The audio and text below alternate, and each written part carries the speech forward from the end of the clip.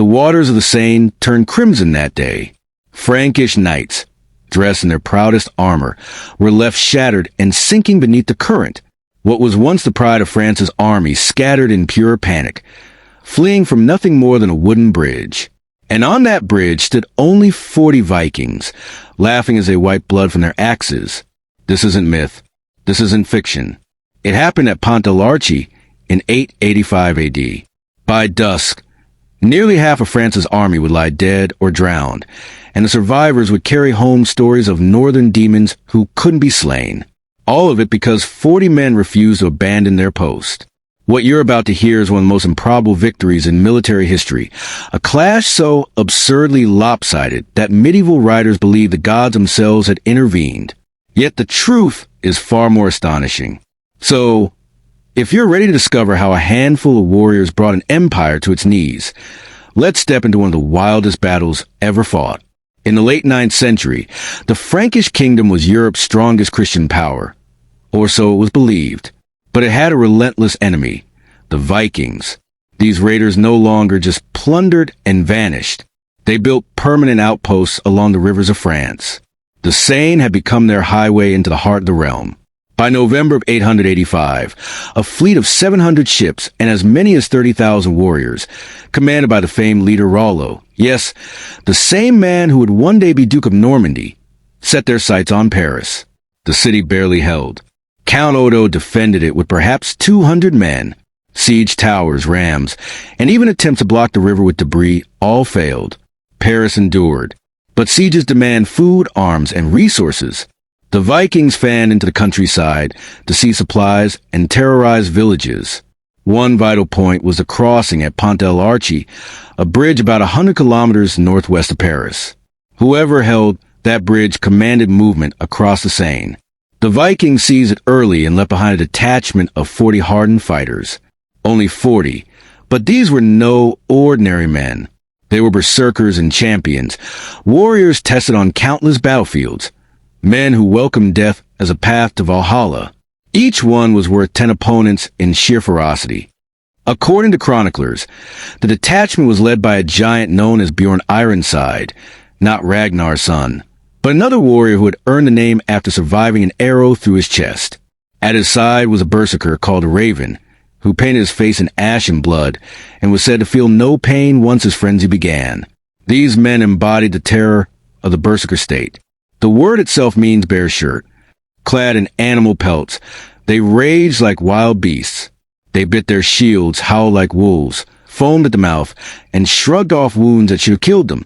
Some historians suggest hallucinogenic mushrooms or henbane caused this madness.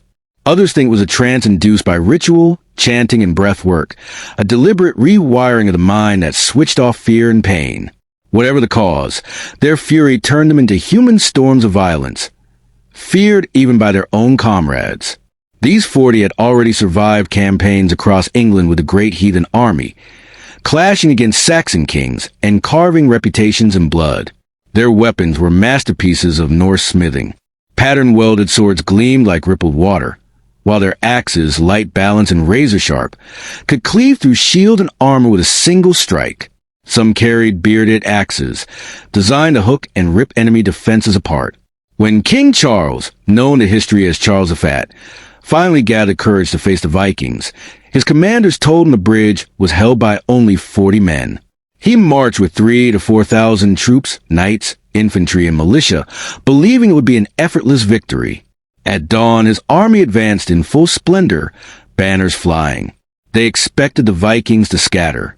Instead, the Norsemen locked shield at the bridge's entrance and pounded their weapons in rhythm, daring the Franks to come. The bridge was scarcely 4 meters wide. No cavalry charge could break through. Knights could only approach a few at a time. The first riders spurred forward, but horses balked at the wall of spears.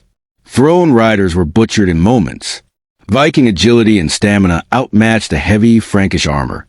One knight, celebrated for past victories, managed only 3 swings before an axe removed his head. It rolled down the planks like a gruesome warning to those behind. The Vikings fought with brutal coordination. Shield bearers blocked while axemen struck. When a pair tired, they rotated seamlessly with fresh fighters. An hour in, three berserkers erupted in frenzy, abandoning armor and charging headlong into the Frankish ranks.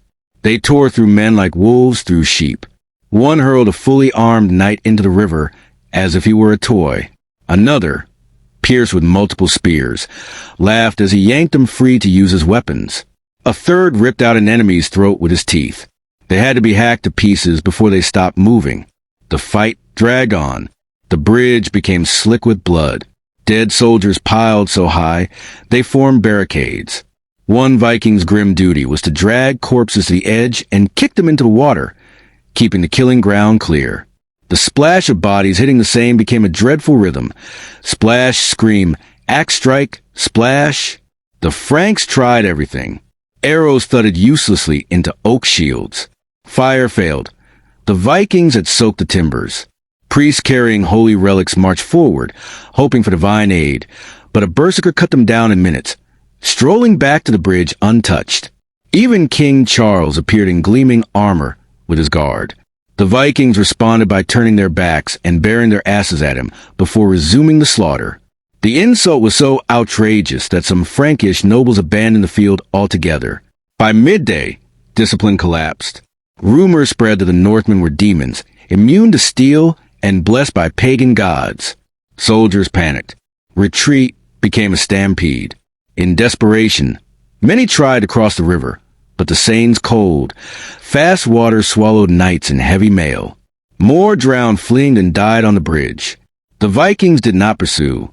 They stood victorious, singing of Odin's halls and the feast awaiting fallen warriors. They marked bodies with runes, hung weapons in trees, and left offerings to their gods. To the Christians, it looked like devil worship. Ravens circled overhead, completing the nightmare. When it was over, perhaps 1,500 to 2,000 Franks were dead, half the army. Viking casualties numbered fewer than 10. King Charles' solution? He paid the invaders 700 pounds of silver to leave Paris alone. They accepted, then raided elsewhere. His reputation was ruined. Within 2 years, Charles was deposed and the empire fractured. Those 40 men didn't just win a battle. They shifted European history. Rollo would later be granted Normandy itself, his descendants shaping the continent, culminating in William the Conqueror's invasion of England.